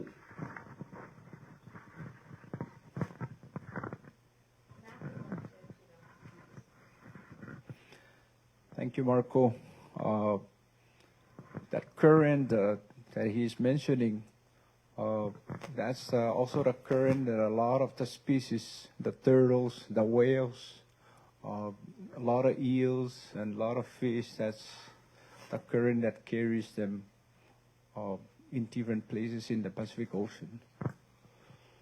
And so if that area is disturbed, I think the current will change, and it will offset a lot of the species that migrate in the Pacific Ocean. So for navigation, that's so important. You know, if they mess up with the satellite and we go back to our real navigation and that thing is going on, it will mess. We might end up somewhere else, you know. It won't give us the right track. Yeah, so thank you, Marco, for bringing that up. Thank you, Marco, Cilio, and CJ. 2 questions here. Okay, go ahead. Oh, hi. Thank you so much for the panel. My name is Isa Ariola. Hi. I just wanted to ask an economic question. So because it's in the US EEZ, Clement, you mentioned that there's no plan in place, right, to make revenue off of this, if it occurs, right? Hopefully, well, in my opinion, hopefully it would be stopped before then. But I'm just wondering, is there a plan in place, or could there be an economic plan in place given these barriers that you mentioned in your slide? And then I had kind of a second question, which is, I guess 2 and 3, A, B, and C. So the second part is, I know, Kelsey, you mentioned the submerged lands, right? Obviously, that's not in the part that you're seeing here in the blue line. But still, you know, the question is, how will it, you know, impact? How does deep sea mining impact the submerged lands? And so if I'm looking at what Clement was saying, if I'm understanding you correctly, your data, if any portion of deep sea mining is being sold as an economic boon, am I right to say then that based off of your data, any of that is incorrect? Because we cannot we cannot be a beneficiary of that, right? We just don't have the sovereignty in that case, to put it bluntly. So A, B, and C. Thank you so much. Yeah, I'll take C first. I think that's really the issue at hand, right? Is that we're not a sovereign nation, and this is kind of coming down from the top, and that's kind of what impacts the economic implications for the CNMI. To your first question, is there any plan currently in place? To my understanding, no, there's not. This kind of commercial licensing and commercial leasing rather, on behalf of the federal government, this is somewhat of a new process, and we don't see the deep sea, mining. We haven't seen a lease like that yet, or a direct discussion as to royalty payments like we see in other DSM models in other countries like Cook Islands, or in Sweden, for example, where they have a pretty robust royalty payment system. Your second question, if not, can that be included? I think I'm one of the few economists that are a bit of an optimist. I think it can be. If we look at it realistically, I think that kind of goes into whether the Congress has to be brought into play, and if there needs to be federal changes in the legislative branch rather than on the regulatory side. I'm not too well read on the regulations, so I can't be certain about that. But I think it would be a pretty lengthy process, realistically, to get a royalty payment plan included. We kind of talked about just how that kind of came up as a afterthought with the American Samoa RFI, about this potential for cost sharing and revenue sharing. But yeah, I think it's too early to tell, and but this is the current time where those issues should be brought up. On the economic side, at least, is how can we do revenue sharing, and move above just indirect economic impact to the CNMI.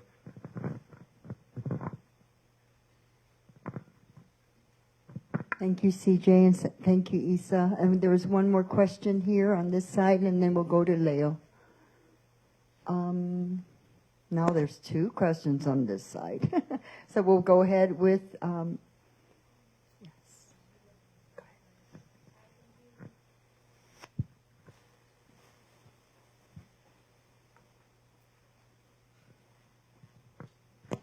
Thank you. Thank you for the great presentations. If I just wanna go off of Isa's question. So am I correct in understanding that the revenue sharing would be only if the technologies for mining actually work? And do we have case studies of those happening right now, besides the one that Kelsey was talking about, like 46 years ago? Name first. Sorry, Mallory Munoz. CJ, I believe that question goes to you. Kelsey could probably help me on the latter half of it. Yeah, let's tackle the latter half first, and then we can look on that. I think that might be better. Thank you, Mallory, for your question. So I just want to be very clear that there is no commercial mining occurring anywhere. There has only ever, deep sea mining, there has only ever been prototypes for the nodule and the ferromanganese crust. So right now what we're looking at are prototypes, and when we're talking about these lease blocks, we're talking about the leasing of these areas in the Clarion-Clipperton zone, and also now we're looking at this RFI, so potential lease block. So the first step would be investigation, so a site investigation of these areas and exploration. And then the second component of that would be to actually put, remote vehicles to deep sea crust, so to speak. And so I just want to make it very clear that there is no commercial deep sea mining of ferromanganese crust or polymetallic nodules. At this point, there have only ever been prototypes, and different organizations like MIT have put together different studies. One study in particular done in 2020 that I showed you all that video of, where they were actually mimicking both the pluming of the collection videos and also the mid-water plume. So right now there is no commercial deep sea mining of ferromanganese crust and polymetallic nodules. But when you hear several of the different CEOs of these mineral and mining companies, they are saying that they're very close to commercial scale. So I just want to make that point quite clear. So thank you very much for that. And then to tackle the cost and revenue sharing, I'm going to hand it over to CJ. Yeah, so because there's no commercial mining anywhere, there's obviously no revenues, right? And so we can't really see whether that model is impactful economically at, at a local economy scale, at a national economy scale. The earliest I could think of that would be, regionally relative would be the Cook Islands in 2027, where we could see, how helpful and stimulating that would be to a local economy through their royalty system. But nothing at the moment. Thank you, Mallory, Kelsey, and CJ. Leo, you had a question, and then we'll go over to Auntie Chiling, and then whoever else has a question, please raise your hand afterwards, or, okay, there will be another question there in the middle. Go ahead, Leo. Thank you, Auntie Francis. Leo Pangilinan, and this question is for any of the panelists. I think it's a history question. I'm not sure yet, still formulating that in my mind, but I think I have a question about the law too. Just wanted to say up front, it's pretty disheartening to finally learn that we really have no say. There's no decision-making authority, co-management opportunity, share in profits or revenues that are embedded in any of the regulations that have to do with deep sea mining in our exclusive economic zone. So that as context, I'm wondering here, is that something we gave up when we negotiated our covenant? Because I think that's how the 200 economic exclusive zone came to be for our community and our government. So what happened there? Was it non-negotiable? Did we give it up as a concession to not have any say in this area around our waters? And then, there's just tremendous negative economic impact to our communities and by extension our culture. What U.S. laws, because we're not part of the ISA, can protect us? I mean, what law should we be thinking about to lean into if and when these negative impacts reach our shores and we have, increased health issues and our fisheries are down and we're not able to fish sustainably anymore? I think those were questions, yeah. Thank you, Leo. Any of the panelists would like to comment? Kalani, brave soul. That was a heavy question, and I almost want to say that we would need to take off our government hats to answer it,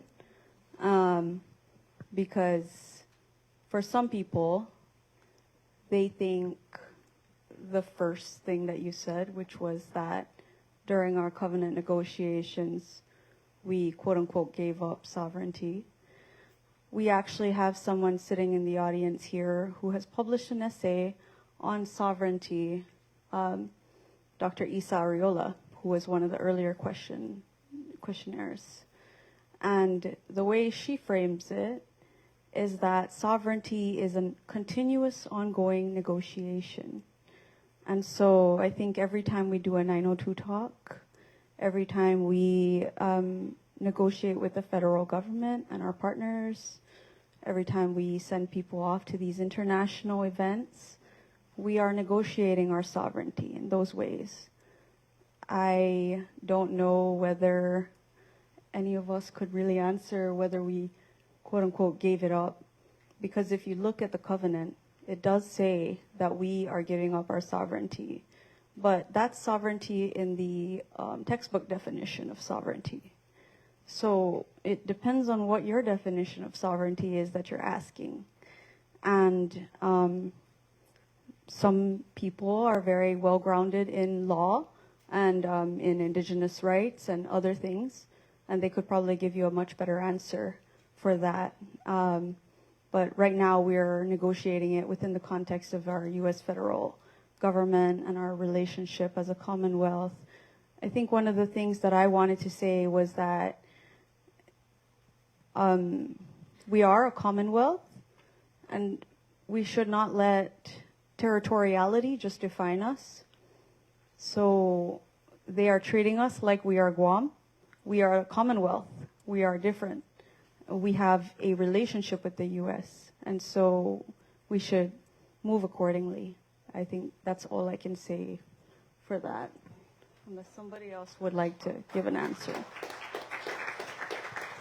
Thank you, Kalani. Thank you, Leo.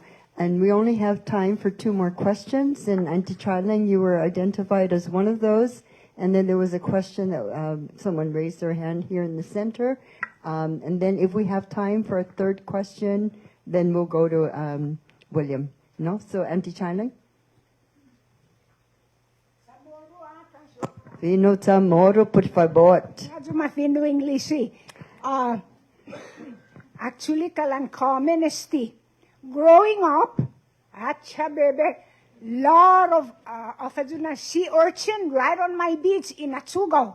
Bulala, cucumber, 3 kinds. The long one, the square one, black, and the starfish. Pagu, Todza, no more. Why, professors? Can you tell the old lady? She just mossy, thank you. Did you understand her tomorrow? Okay, I know Kalani and CJ understand, supposedly. CJ, ungan, no? Okay, ungan. And then, Kalani, you want to take that question about the sea cucumber? Why not? Why do they not exist anymore? Just mostly para en una cuestión. I don't think I can answer you only because I need to see your reef. And some of my colleagues here and in my team are a part of the long-term marine monitoring team. And so they've been monitoring our marine environment for over 20 years now. And they would be much more fit to answer your question of specifically why. But Atsugao is a really special place. Very, very ancient, very good, from what I remember and from what I read, very good diversity even historically, because it's been excavated quite a few times. And so I think maybe that would be an answer for one of the other folks in the audience who might know about Atsugao specifically. I don't know, to put you on the spot, Nate or Frank or anybody about that area, if you would like to answer, because I know you're not on the clock right now. But, yeah.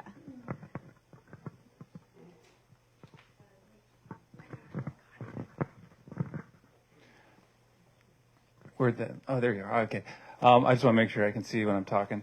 Hi, my name's Nate Venny. I work for fisheries.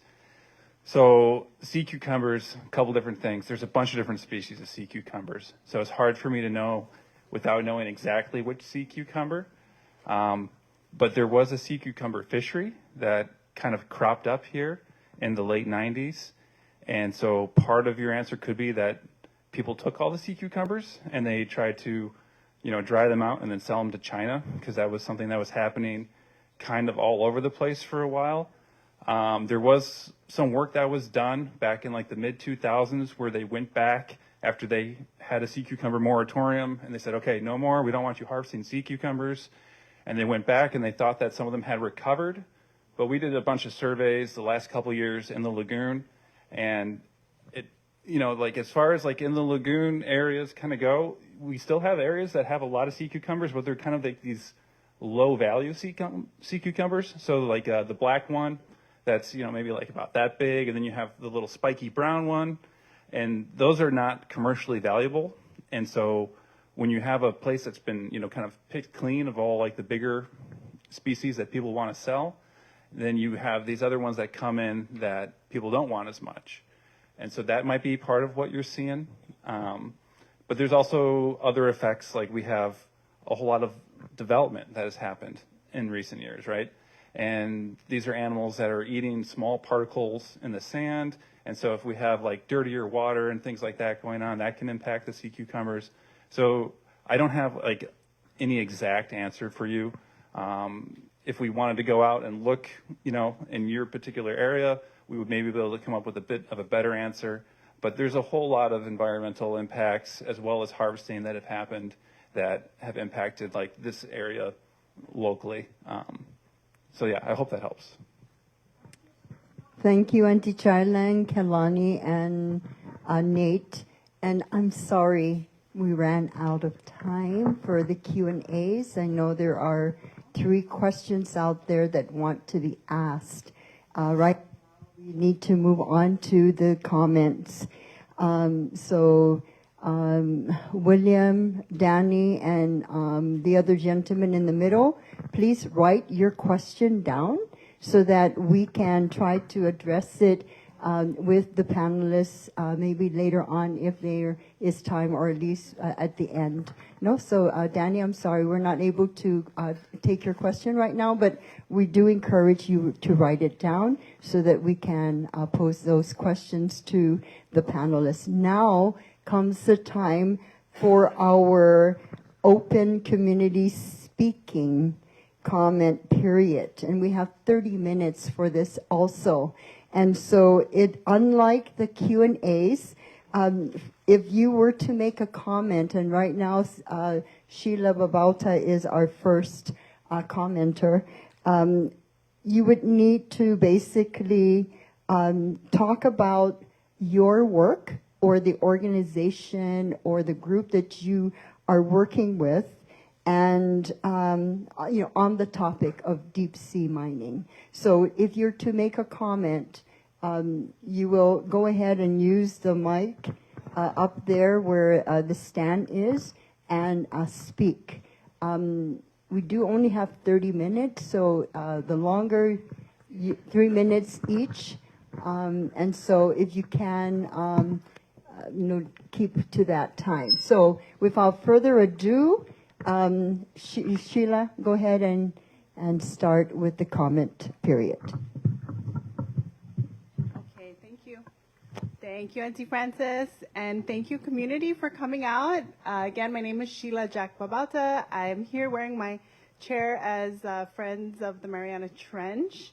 We are an ocean advocacy group, grassroots organization, indigenous-led, with an indigenous board. And we bridge the gap with Western science and traditional knowledge, create spaces for our students and community to become better stewards of the ocean. And so we've been doing a lot of work in regards to deep sea mining. We have an extraordinary network that expands internationally with different coalitions and organizations that know so much about deep sea mining, its impacts, and its potential economic promises.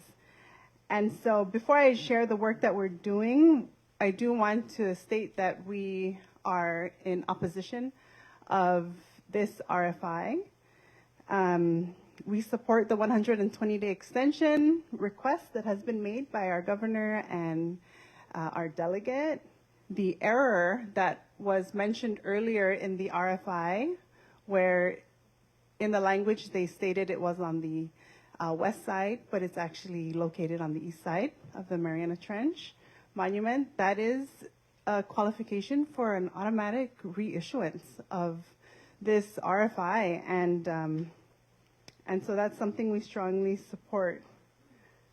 As Friends of the Mariana Trench, we have already released a resource document with so much help from our allies around the world, and that is publicly available. It's also part of the QR code that was outside, and there are links, there are articles, there are studies.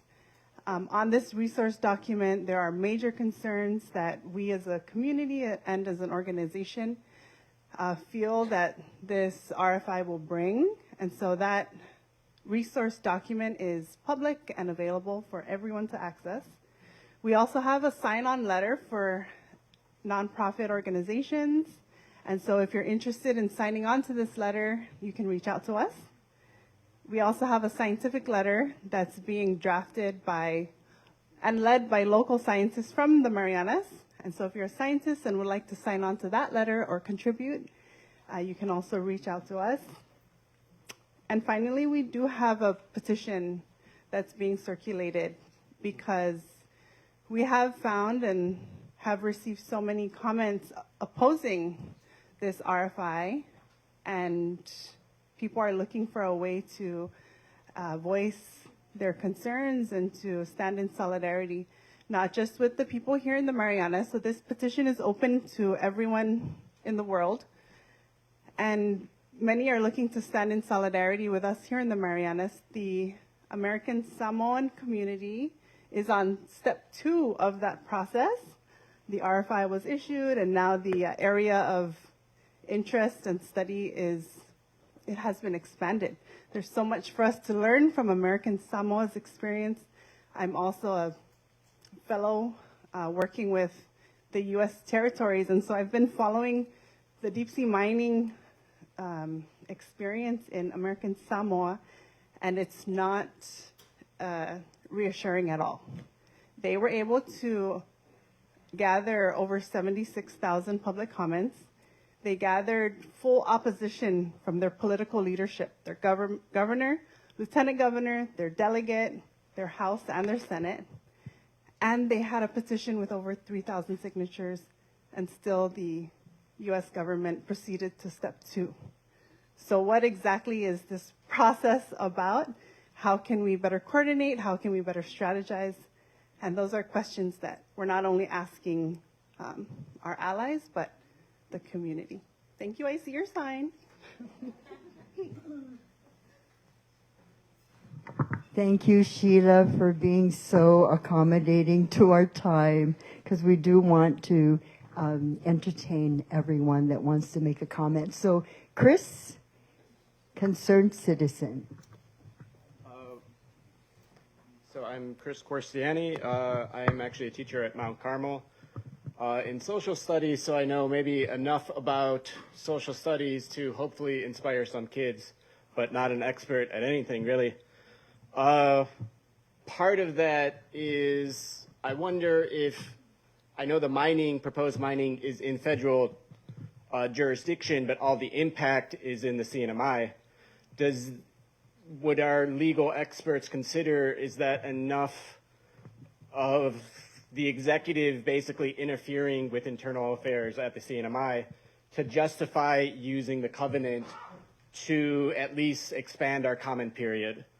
Another thing, I mean, it seems like the U.S. government, especially with your comments on American Samoa, are concerned mostly about the money in the military.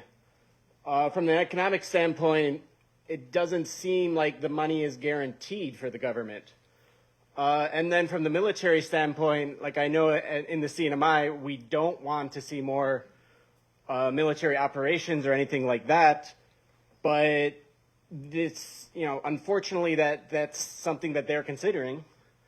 And it seems from what a little bit of research I did, the seabed mining does propose or does possibly cause military a negative impact. Like, it's hard to have proper naval navigation if there's these plumes, if there's these extra noise, if the currents are changing.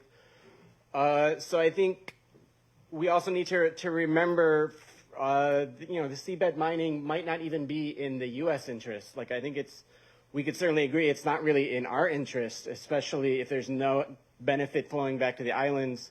But our argument is made stronger if we consider that perhaps it's not even in the U.S. interest as well. Okay, thank you. Thank you. Thank you, Chris. Next, John Gurley.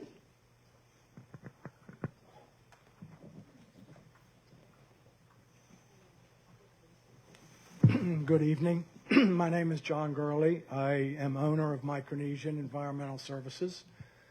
A little point of knowledge is that the RFI area was actually part of the agreement the CNMI government made with the federal government when the Marianas Trench Marine National Monument was designated in 2009.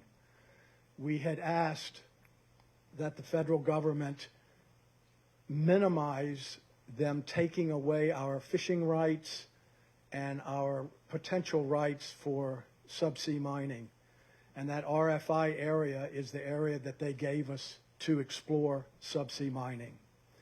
So 16 years later, it's finally come to fruition. The RFI is just an initial phase. I really think the CNMI should embrace it. It doesn't guarantee anything. It's basically an information gathering procedure as part of NEPA. And I believe it's premature to say no. You don't even know what they're going to do. How can you say no? The impacts. What are the impacts? Well, you can't describe the mining procedures. If you can't describe the mining procedures, how do you know the impacts? The turbidity plume. Does it go to the surface? I don't know. What if they dump the turbidity down? You saw that column going down to the boat. What if they release the turbidity back below the thermocline and the halocline? The densities of the waters don't mix that well. So does the turbidity go back up to the surface and affect the tuna and stuff? We don't know. So why say no on the first step when they're simply trying to gather information? I think this is an opportunity for the CNMI to do something right. Be involved. Don't let the federal government go off by themselves. Good Lord. But, you know, be involved so that they can't take the ball and run. And at least from the economic point, the revenue sharing, personally, I think is going to be a tough nut to crack. However, it would be nice to try to convince what any mining company that potentially wants to work in CNMI is to set up like a home port in Saipan, not Guam. You have to convince them to come to Saipan like a home port facility. Get them to invest in our coastal infrastructure. Get them to set up a business here. I think that would probably do us a lot better than simply giving the government a check every year in revenue sharing. And that's it. Thank you. Thank you, John. Auntie Chiling? Oh, I'm sorry. Oh, I'm jumping to the SINA, to Vincent S. Aldon. Vincent. Yes.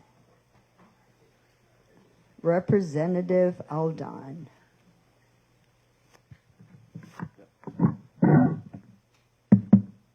Thank you. Good evening. My name is Vincent Seman Aldon. I'm a member of the 24th House of Legislature. I chair the Committee on Transportation and Infrastructure. So one of the things that I'm known at in the House is that I'm the bearer of bad news. So there was a lot of questions about the law. So let me read something that I've been watching or I've been tracking for quite a while, a couple of years actually.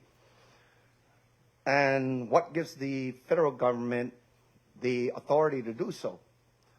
And, you know, ignorance is bliss. And then you start reading and start asking questions. And then that's when you weep. Because it seems like it's just going to get harder. All right. So, in case you guys don't know, there is in the United States Constitution, and it's in Article 4, Section 3, Clause 2. It's called the Territorial Clause. And the way the United States Congress have been exercising the Territorial Clause, it's blanket. They can do whatever they want, They can say whatever they want without any of us, without them listening to any of us. We could say and scream and all of that. But so long as that clause is in there, we don't stand a chance. Can we beat it? Yes, we can. How? By numbers. If we can work together with our territorial brothers and sisters, not just here in the Pacific, but also in the Caribbean, and by numbers, sign a petition, get a resolution going, and send it up to the U.S. Congress, then they'll listen. But so long as we are fractured, that clause will stay in place. As a matter of fact, the United States Supreme Court is challenging this law that the United States Congress have been, in my opinion, has been abusing. You should not be making decisions, blanket form, in a place that does not affect you whatsoever. And that's exactly what they're doing to us. Okay? So it behooves you to read that law and participate in getting that law abolished. In my opinion. Not amended, but abolished. That law has been in place for over 100 years. When most of us Pacific Islanders are ignorant of what happens in the international stage. Because we are so small. Remember this. If it was not my mistake, Malcolm X. We didn't land in Plymouth Rock. Plymouth Rock landed on us. So why are you making decisions for me that affects my life and my children's life and my great-grandchildren's life? So please, read and understand territorial clause. Can you beat it? Yes, we can. But the only way to do it is by the numbers. And if we're talking that the ocean doesn't divide us but unites us, because it is the world's ocean, there's no, natural boundary. It knows no boundary. So if all the island nations around the world could work together and actually fix it, it's fixable. But so long as we're divided, guess who benefits? And then let's swing over to the economic side of things. Who benefits? I can guarantee you this, under the territorial clause, we are not going to benefit.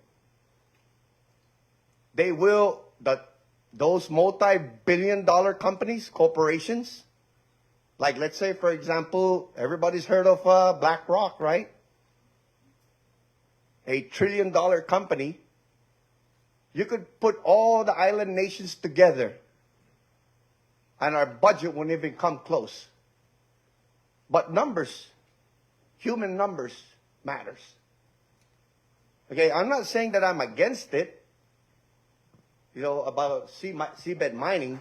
We cannot just stop. We have to do something, because whether we like it or not, we have to move. But it takes all of us to do so. Thank you. Thank you, Congressman. Auntie Charlie? And then number 6 is Daniel Kitagwa. I don't know why our prompter hasn't added him on. Gef Maulig, we're all related here in the Marianas. Si Ben, my nephew from the Seman. Coming from a senior citizen, this is what I'm going to share. Keep on dialoguing. Don't stop. Don't close your mouth.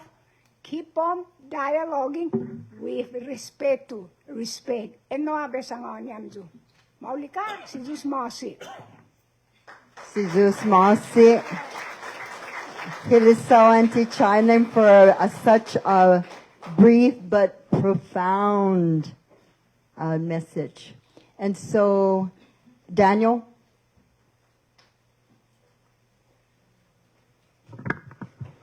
Thank you, Auntie. Good evening.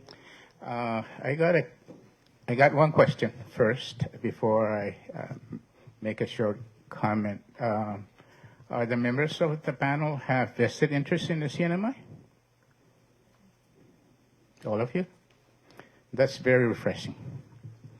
You know, this kind of a setup kind of bring a flashback for me, because back in September, I believe it was, 2008, we got visited by powerful men and women from the federal government, and this was during the waning days of the Bush administration. And I remember the name very vividly, James Covington, who happens to be the big honcho, environmental advisor for President Bush. And his message to us at the time, similar setting, except for us, we're very small, probably for the local population, we have about 6 of us. And when he made his presentation, he was very eloquent, very convincing, because the first thing that he presented to us is what the CNMI desperately need: financial assistance. So as we listened to his presentation, our mind were functioning on one direction only. And that is, what are we going to get out of this economically? And his presentation, like I said, he was very eloquent, very convincing, very seductive, you know, and it makes a believer out of us. And we believe that and at that time, the president exercised his presidential authority under the Antiquities Act of 1906. And the president can designate, you know, large pieces of federal land, public land, state land, or whatever you want to call the land that belongs to someone. It so happened that they were thinking about establishing the marine, what was it, Shelly? The Marianas, let me remember that. The Marianas Trench Marine National Monument. Did I get that right? Okay. So we ended up articulating what would be the outcome of that conversation. Lord and behold, in less than 6 months, there was a designation. And we thought that the designation was not too large, size of ocean water space, but almost 1 million miles that belongs to the Commonwealth. And the promise was that a joint use, and the financial and economic benefit will also go to the CNMI. Now, almost 16 years thereafter, we haven't seen not a single penny. So this is kind of, like I said, a reflection on the Northern Marianas Descent Corporation, of which I am the president, and I represent those people who are considered Northern Marianas Descent under Article 12, Section 4 definition. So for those of us who are not privileged and well educated, we rely on our fellow being. We rely on our representatives at the legislature, both the House and the Senate, Governor and Lieutenant Governor, to lead us through. But I'm very disappointed, to be honest with you, Northern Marianas Descent people, because we negotiated a covenant. And guess what? The number of covenant negotiators were 21 originally, but they ended up 15. The 15 people that signed the covenant were those that remained to become the signatories of the covenant. And one of the fundamental provisions of the covenant was self-government. And I'm very disappointed of our leaders. This is just my personal opinion. Because we should have been very aggressive in advancing self-government. We haven't. We kind of relaxed. And when you leave little bit of room for the federal government to assert its dominance, then you kind of lose your power, okay, to assert your right. So as we continue this discussion tonight, let's remember self-government. We need to assert our power of self-government. This is not self-government, where people will just come in and dictate what they're going to do to your resources. Self-government is very powerful. That's the reason why we negotiated. And guess what? Of the 21 members of the Commonwealth Political Status Commission, only 3 of them had post-secondary education. Most of them are high school or non-high school. Yet they managed to put together a fundamental document called covenant. So for all of us who are benefiting out of these documents, let's remember and assert our right to self-government. Thank you. Thank you, Danny. We have one more comment, and that is, yes, just introduce yourself, sir. Good evening. My name is Edward De Leon Guerrero. I want to commend NMC and the presenters tonight for this very important topic. I'm a fisherman. I'm born and raised here. But I have a little bit of knowledge on the frustrations that people have regarding how could anyone, including the federal government, take over possession of our own indigenous land. Several years ago, when this PU got together, and they decided to assemble some people to say, let's declare some islands in the Northern Islands as a sanctuary. I'm one of the few people that says we do not need to do that. 4 of the islands have already been constitutionally protected by our own people, not by the federal government. I was accused of not being a protectionist, which is very far from the truth. At that time, there was a litigation, and Judge Monson declared that the moment your feet is wet, that's federal water.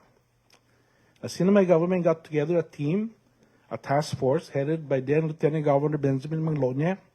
I was a member of that team representing the Northern Island municipality. And we wanted to challenge because federal government, through PU, was trying to use the 1906 Federal Antiquities Act. That act requires 2 premises to exist. 1, that it is on federal land. And 2, that it is under imminent danger of being destroyed or taken away or basically destroyed.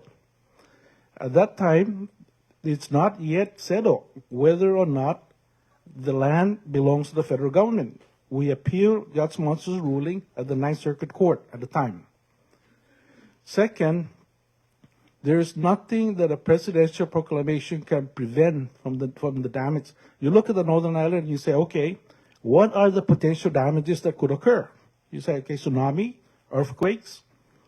Nothing that a presidential proclamation would stop. So it doesn't make sense. If the federal government needs it, it can do it by eminent domain. But this way, it's a federal taking without any compensation to the Commonwealth. And at that time, we did a little bit of research, and we found out that at that moment in time, the federal Stevens-Nuisance Act was already in place that recognizes 3 miles as the CNMI territorial waters. I believe Texas had 11 miles. But that's because Texas was an independent country prior to joining the Union. And when it joined the Union, it took the 11 miles in.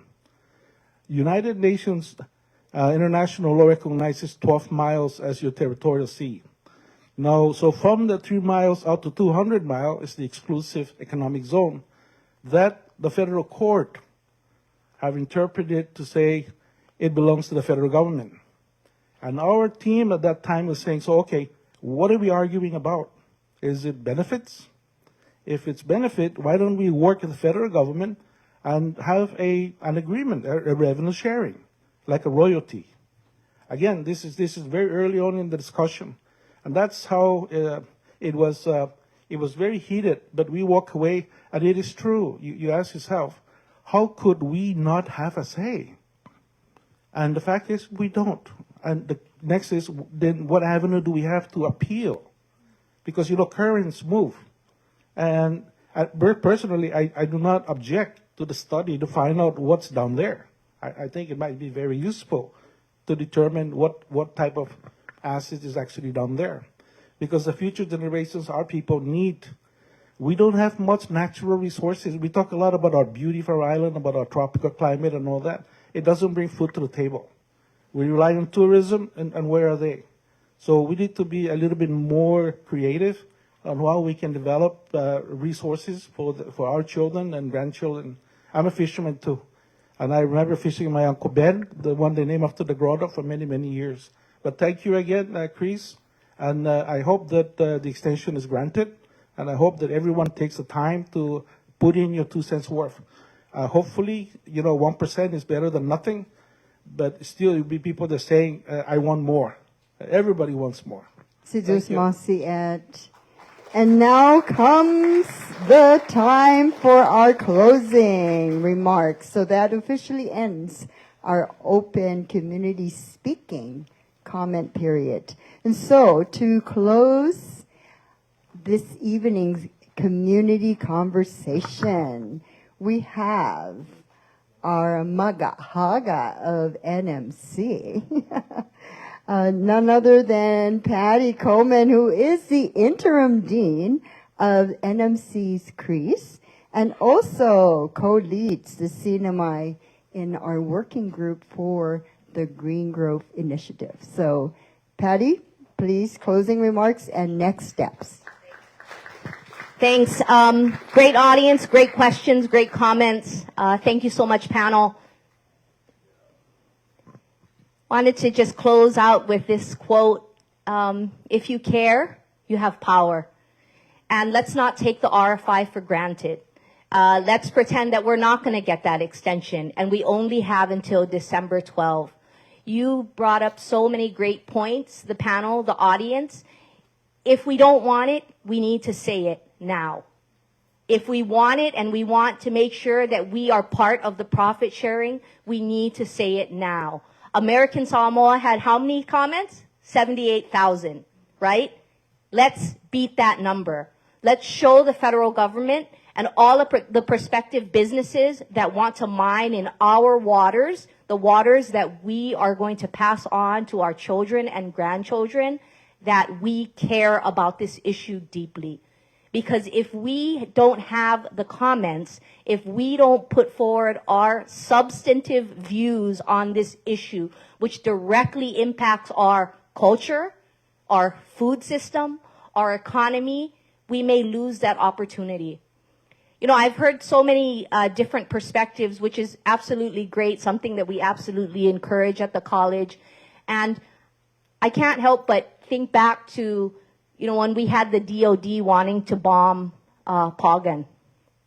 And there were people in the community that said, hey, this is the DOD. We can't do anything.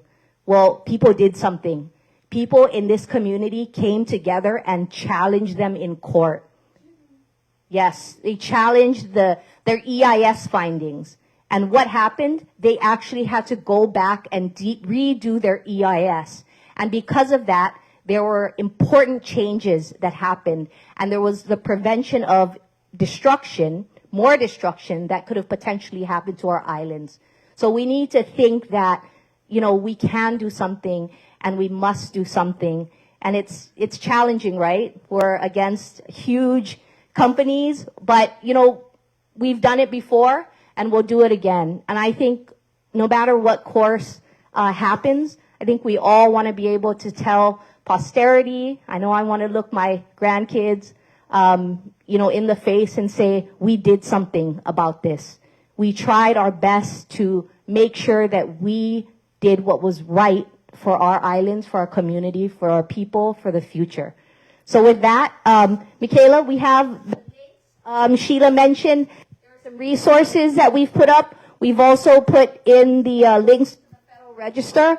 So if you can please go ahead and grab those, and please be involved. I really want to thank Michaela for all of the coordination, and I really want to thank Kelsey and Mallory for meeting the moment and bringing this to the forefront and saying, let's organize, let's get the community together. So with that, Sizus Moasis and Olamwai.